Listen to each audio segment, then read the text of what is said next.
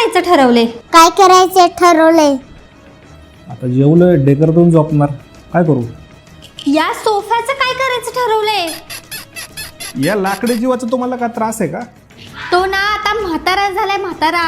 आत्ताच्या आता आपण नवीन घ्यायला चाललोय. आम्ही दोघं गाडीत बसतो, तुम्ही पटकन या. घरात तोफा वाजल्यानं सोफा घ्यायला निघालो तर पुणेकरांनी रस्त्यावर ऊन बघायला गर्दी केली होती.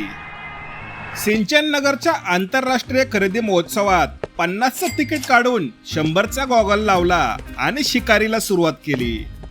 मला पण गॉगल पाहिजे म्हणणाऱ्या बारक्याचा कोणीतरी गालगुच्चा घेतला. घरात फक्त 23 पायताना असल्यानं कॅमेरामॅननं एक विकत घेऊन 2 डझन पूर्ण केले. 10 मिनिटांपूर्वी 2 लस्से लोड केलेल्या बारक्याच्या डेअरीत अजून एक रिकामा प्लॉट शिल्लक होता. बघू बर कसं लागतंय म्हणत दोघांनी प्लॉट वरती व्यवस्थित बांधकाम केलं. तुडुंब गर्दीतून ऑक्सिजन ओढत पुढे गेल्यावर एक युगांडाची आजी मूर्ती विकत होती. ती घेऊन परत सुरू झालं. बघू बर कसं लागतंय. मसाज यंत्रावर बसून मी स्वर्गात असताना बाजूला तोफेचा आवाज आला. तिथून उठून मी गुडगुडू करणाऱ्या दुसऱ्या यंत्रावर जाऊन बसलो. आडव्या आयुष्यात पहिल्यांदा टमाटो सोलणारं यंत्र पाहून माझा श्वास थांबला.